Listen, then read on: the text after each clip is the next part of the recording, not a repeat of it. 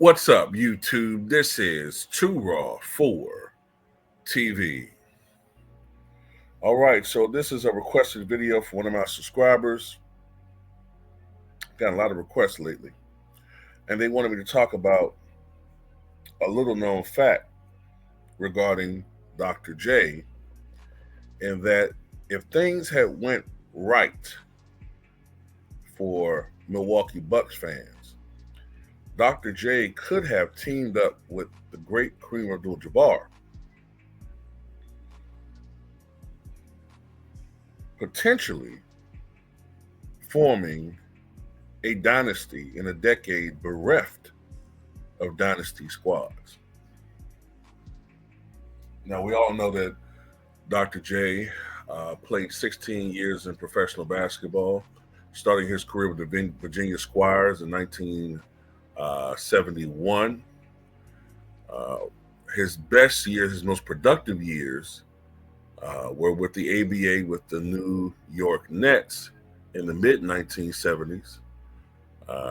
Then after the NBA-ABA merger in 1976, he spent 11 seasons playing with the Philadelphia 76ers, culminating with a championship in 1983. He ended his professional career in 1987. But a little known fact is that he actually played for another franchise, an NBA team, at least exhibition games with another franchise, and he was drafted by another. He actually, when he was undergoing or dealing with a dispute with the Virginia Squires, and when he was under the impression that his contract was void with the Virginia Squires, he actually signed a lucrative deal with the Atlanta Hawks, and he actually was serious about playing with them. In the early 1970s, Atlanta was a very one of the more progressive cities in the South at that particular time. The governor of Atlanta at the time was the now late Jimmy Carter, one of the first Southern governors to denounce racism. For a young black man in his early 20s, as Dr. J was back then, that was a very appealing city, economically upward as far as its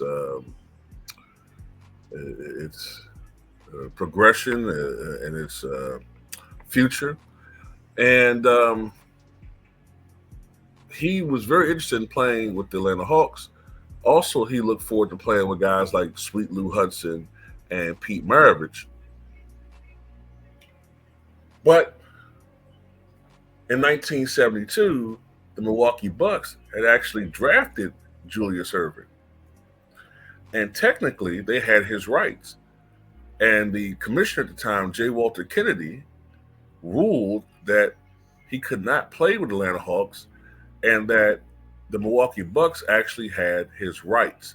Now, what happened afterwards is that a judge superseded the NBA and said, no,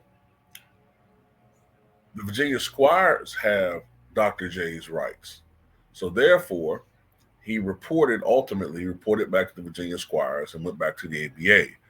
But what if that judge had ruled that the Milwaukee Bucks owned his rights? And in this situation, I guess we have to assume that reluctantly playing with the Milwaukee Bucks at first, that Dr. J ultimately grew to love the city, grew love playing with Kareem, and we have to remember in this scenario that an aging but still very good Oscar Robertson was there, and a young Bob Dandridge. So this team would have had 4 future Hall of Famers on it: Kareem Abdul-Jabbar, Dr. J, Oscar Robertson, and Bob Dandridge. And interesting enough, all 4 of those guys are still with us, by the way, fortunately. But anyway, what would have happened? I don't know. But let's just go with this, all right? People love these what if scenarios. Well, in reality, Kareem Abdul-Jabbar was drafted back in 1969, which was the second year of the Milwaukee Bucks' existence. And if I remember correctly, in his second year, the dominant Jabbar doubled the win total. Well, his presence helped to double the win total from, I think it was 27 or so, or 28 the year before. They won 56 games his rookie year. And then Oscar Robertson was traded to the Bucks in 1970.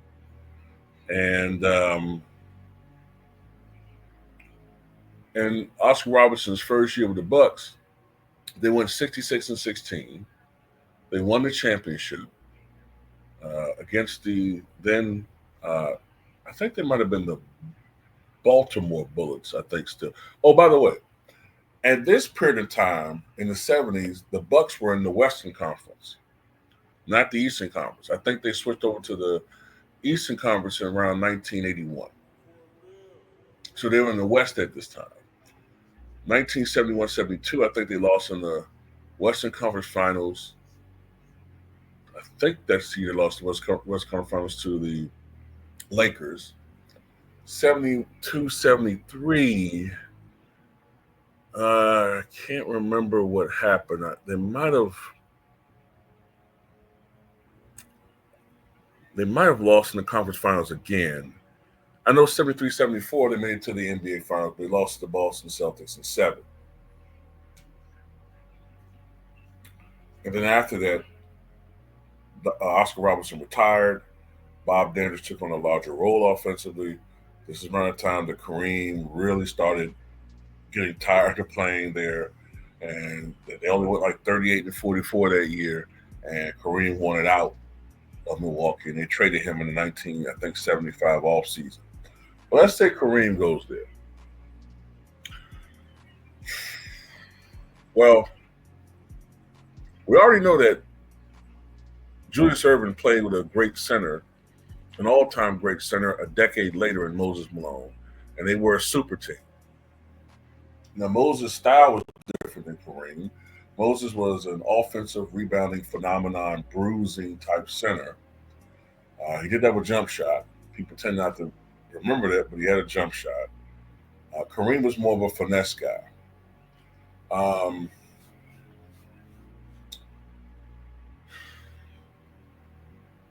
I think they would have been an awesome duo. I think at times, even though they had Oscar Robertson, I can't help but think that at times, to take advantage of Julius Erving's creativity and exploit his danger, how dangerous he is in the open floor, I can't help but think that it's possible the Milwaukee Bucks would have utilized Julius Erving even earlier than they did, say, even though I don't think they had the terminology yet. Rick Barry was essentially a point forward for the Warriors when they won the championship in '75. I don't think they called him that. I don't think that term was really used until Marquise Johnson was playing with the Bucks under Don Nelson. But I can't help but think that with Julius Erving, with his that part of his game doesn't get talked about enough. Julius Erving for his era, I mean, he wasn't a basketball wizard with the ball, but he was a really good playmaker. He was a good playmaker. But I can't but think they would have him pretty much as a point forward playing on this team at times. Oscar Robertson, I think, primarily would be the ball handler. But in times when he's on the bench, I think the offense will go through Dr. J. You know what I'm saying? Because that's where he'd be most dangerous, in the open floor. And you want the ball in his hands. When they're in a half-court situation, then, of course, Oscar Robertson's going to have the ball. That's an awesome team, man. Even at that point, Oscar Robertson's still giving you 17 and 9. Bob Dandridge is developing as a player. He's probably giving you 14 points. Kareem is the man. But with Julius Erving there, I guess his scoring average would drop more from say, when he was winning the scoring titles 32 and 34, 35, I guess it would drop more down more to like 26, 27, 28. And Julius Erving is going to give you, I guess, essentially the numbers that he was getting when he was playing with the Sixers later on, probably 22, 23, 24. It'd be a great attack. And then you got two guys in their primes, really three with Bob Dandridge, although I think Dandridge peaked more in the mid to late 70s. But you essentially got three guys in their primes, Dr. J and Kareem Abdul-Jabbar. And even though Oscar's not in his prime, he's still a great player. If they won 66 games in 71, right, this has been 1 year removed from that, or 2 years removed from that. I tend to think that they would. I tend to think they would be a championship contending team for quite some time. I mean, because like I said before, in the 70s, and I was alluding to this earlier, in the 70s, they didn't really have any dynasties in the NBA at that time. Not really, especially in the Western Conference, because let me think. The dominant team in the West in the early 70s was that Lakers team, right? With Wilt and Jerry West and Gil Goodrich. They were getting older by that point in time. So I would think they would naturally supplant that team as the dominant team in the Western Conference. What team really is going to compete with them?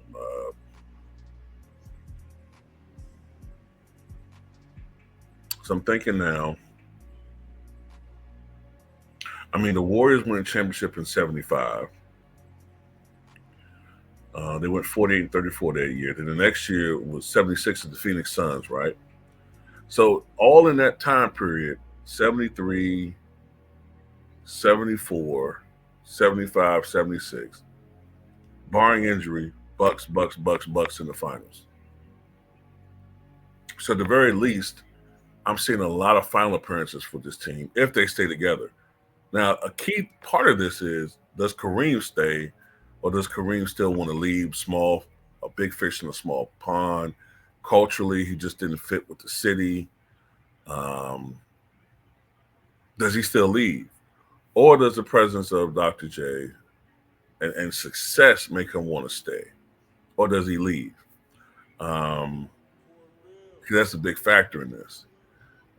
If they stay together, which was a little bit easier to do back then I would think this team, with minor changes to the roster, would be a contender for championships at least until the early 1980s, when Dr. J and Kareem are in their early 30s. At least to around 1980, 81, I think they will be contenders. And then after that, they might start aging out. Um, but even if Kareem left, if he still left in 75, let's just say they stay together to 75, then I still tend to think that they could have won championships. Excuse me. I still think they could have won championship in 74. Because, I mean, in real life, they went to the seventh game against the Celtics. With Dr. J on that roster, you can't help but think there's a strong possibility they would have beaten Boston with Dr. J. Then in 75, I see them beating the Golden State Warriors. And then in 76, I see them beating the Phoenix Suns. So they could have three-peated. But that's if Kareem stayed. But I can't.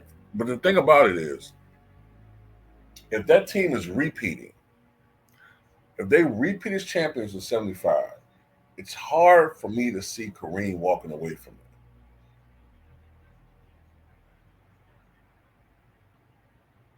It's hard for me to see him walking away from that. So I'm just going to say this. If they stay together, I can see a window where they win 3 championships in a row, 74, 75, 76. And then afterwards, maybe even competing against Bill Walton with that Portland team. You know, age, injuries always going to play a role.